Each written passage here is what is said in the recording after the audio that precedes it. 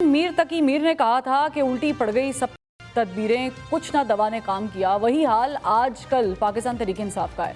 अदम एतमाद के नतीजे में इक़्तिदार हाथ से जाने के बाद इस्तीफ़ा देने और असम्बलियाँ तहलील करने के फैसले से लेकर मुल्क भर में जलसे, इनकलाब की कॉल, इस्लामाबाद मार्च, भूख हड़ताल, तहरीक और कल तक होने वाले डी चौक एहतजाज समेत पाकिस्तान तहरीक इंसाफ की मज़ाहमत की दर्जनों कोशिशें काविशें नाकाम ही हुई हैं। बानी पाकिस्तान तहरीक इंसाफ जो 2014 के धरने में एम्पायर की उंगली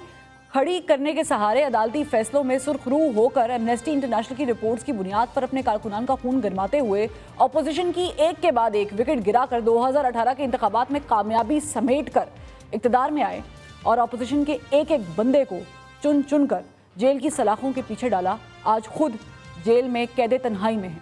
कि उनके साथ कोई मुलाकात भी नहीं कर सकता। बानी पाकिस्तान तहरीक इंसाफ इमरान खान का भांजा, बीवी और 2 बहनें भी जेल में हैं और बाहर अगर कोई है तो वो बानी पाकिस्तान तहरीक इंसाफ के नामजद पार्टी रहनुमा हैं जो उनका नाम इस्तेमाल करके और उनका फैसला कहकर एहतजाज मुलतवी कर देते हैं। बानी पाकिस्तान तहरीक इंसाफ की कॉल थी कि कुछ भी हो जाए डी चौक का एहतजाज मौखर नहीं होगा, मगर वज़ीर आला KP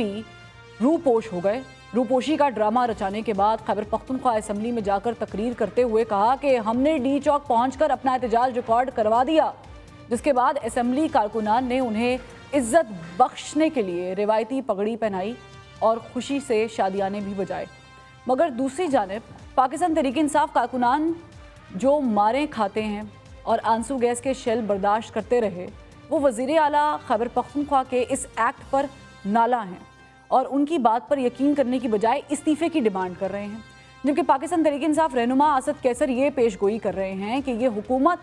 दिसंबर तक ख़त्म हो जाएगी, जबकि हुकूमत अपनी बका के लिए आइनी तरमीम करने की खातिर नंबर गेम पूरी करने के लिए ज़ोर आजमा रही है। अगरचे 63A के फैसले के बाद हुकूमत के लिए नंबर गेम पूरी करना कोई मुश्किल काम नहीं है, मगर इसके बावजूद भी अभी तक हुकूमत तरमीम लाने में कामयाब दिखाई नहीं देती। हुकूमत के लिए आसान टारगेट मौलाना फजल रहमान थे, मगर उनके साथ आइनी मुसव्वदे पर आया डेडलॉक अभी तक ख़त्म नहीं हो सका, जिससे महसूस होता है कि आइनी तरमीम लाना हुकूमत के लिए जुए शीर लाने के मुतरादिफ होगा।